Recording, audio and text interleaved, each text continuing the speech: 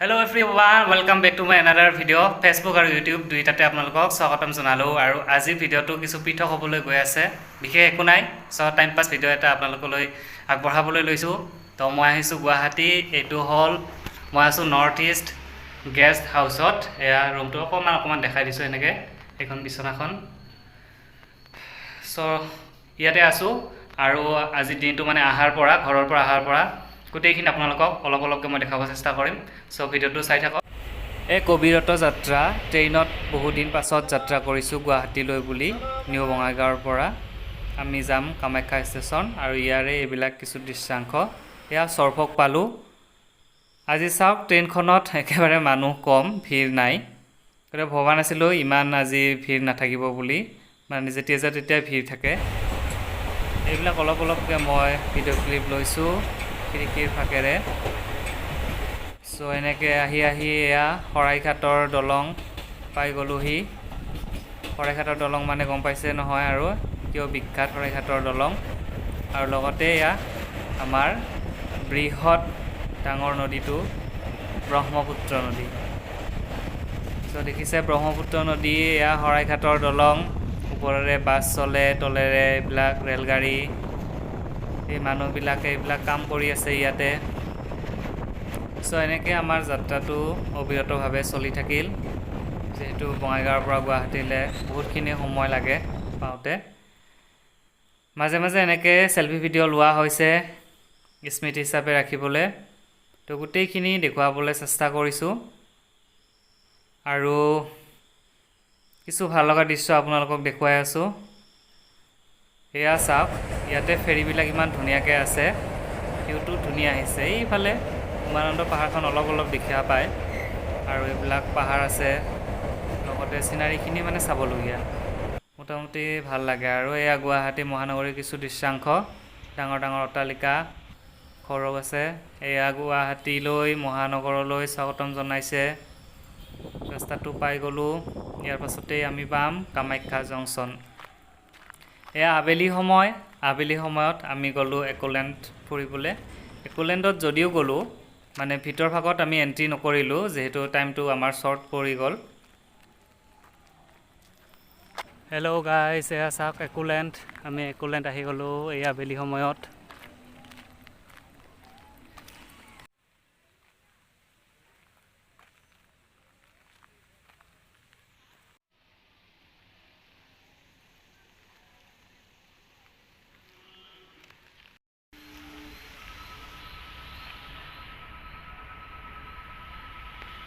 আমাৰ একোলেণ্ড ফুৰা হৈ গ'ল। এতিয়া আমি গৈ আছোঁ আগৰ ৰুমত। এইবাৰ আৰু বেলেগ জেগা যাম ফুৰিব, চাই থাকিব। এয়া নিশাৰ গুৱাহাটীৰ ৰাস্তাটোৰ কিছু দৃশ্য দেখুৱাবলৈ লৈছোঁ। এতিয়া আমি গৈ আছোঁ VIP ৰ'ড এইটো, আৰু এতিয়া তাৰমানে আমি যাম বৰচাৰ। এইখন এখন ধাবা হয়, একচুৱেলি ধাবাখনৰ নামটো মই পাহৰি থাকিলোঁ, সেইকাৰণে জনাবলৈ নোৱাৰিলোঁ। এতিয়া গৈ আছোঁ আমি বৰচাৰৰ বিমানবন্দৰৰ ফালে। এনেকৈ আমাৰ যাত্ৰা অবিৰতভাৱে চলি থাকিল। এজন কাম কৰি খোৱা লোক, তেওঁ কামৰ পৰা ঘূৰি আহিছে এতিয়া, আৰু এনেকৈ আমি পাই গ'লোহি অভাৰব্ৰিজ বৰচাৰ পাই গ'লোঁ। এয়াৰপৰ্টত যাম এতিয়া।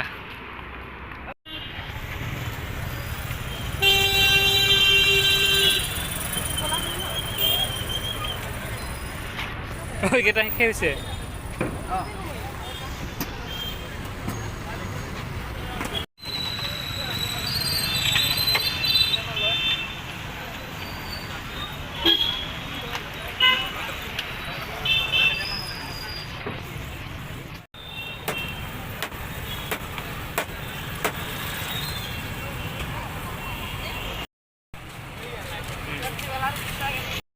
গৈ আছোঁ এয়াৰপৰ্টলৈ, গোপীনাথ বৰদলৈ বিমানবন্দৰলৈ গৈ আছোঁ।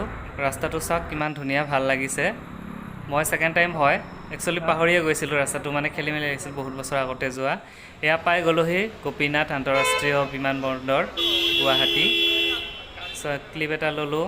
এয়া চাওক, এইবিলাক গোটেই গাড়ীবিলাক আছে তাতে মানুহৰ গাড়ী।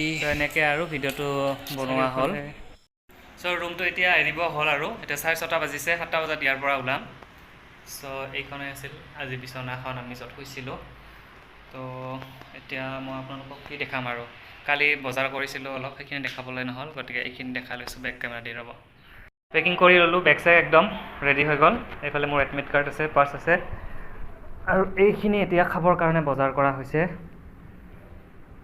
মানে ৰাতিয়ে বজাৰ কৰিলোঁ এইখিনি, এতিয়া খাওঁ, তাৰপাছত লগ পাই আছোঁ আপোনালোকক।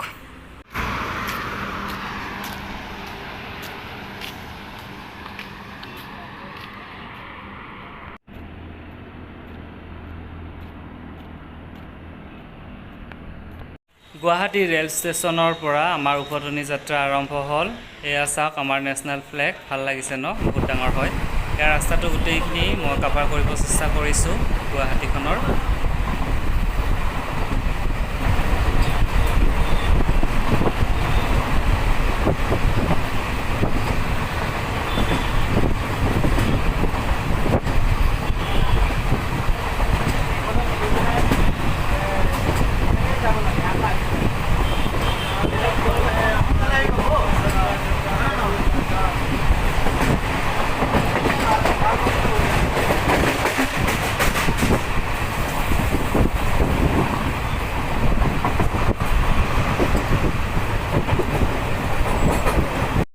ঘৰমুৱা উভতনি যাত্ৰাৰ লগতে এয়া নীলাচল পাহাৰ, কামাখ্যা মন্দিৰ অৱস্থিত নীলাচল পাহাৰ।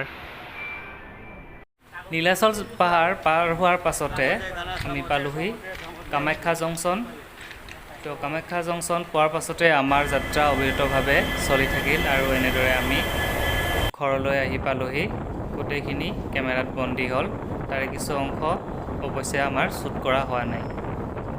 উভতাৰ পথত গুৱাহাটী মহানগৰীখন আকৌ এবাৰ আপোনালোকক দেখুৱাবলৈ লৈছোঁ। এয়া চাওক ঘৰবিলাক, লগতে সৌ পাহাৰখন, এয়া ব্ৰহ্মপুত্ৰ আকৌ এবাৰ দেখুৱাইছোঁ। যেনেকৈ আমি যাওঁতেও ব্ৰহ্মপুত্ৰখন পাৰ হৈ গৈছিলোঁ শৰাইঘাটৰ ওপৰেদি, আহোঁতেও ঠিক একেদৰে আমি এই ব্ৰহ্মপুত্ৰ নৈখনৰ ওপৰেদি আহিলোঁ। এয়া ট্ৰেইনত বহি আছোঁ এনেকৈ। অহা দিনাও ইমান বেছি ভিৰ নাছিলে, যোৱা দিনৰ নিচিনাখনেই। এয়া অকণ আকৌ দেখুৱাবলৈ চেষ্টা কৰিছোঁ। এয়া এটা ষ্টেচনৰ দৃশ্য, চাংচাৰি ষ্টেচন। এইবিলাক বাইক স্কুটি ইয়াতে এনেকৈ ষ্টক কৰি ৰখা হৈছে।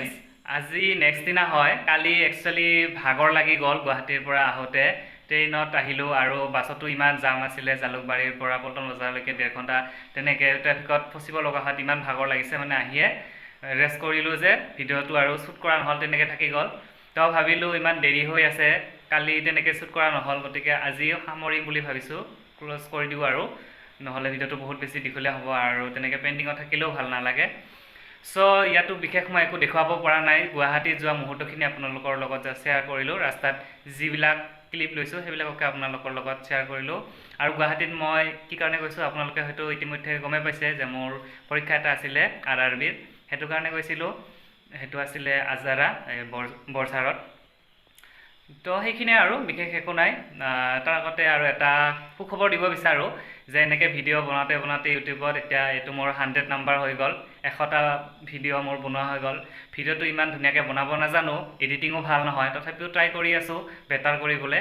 চ' আশা কৰোঁ আগলৈ এনেকৈ আগবাঢ়ি গৈ থাকিব পাৰিম আপোনালোকৰ মৰম আৰু আশীৰ্বাদত।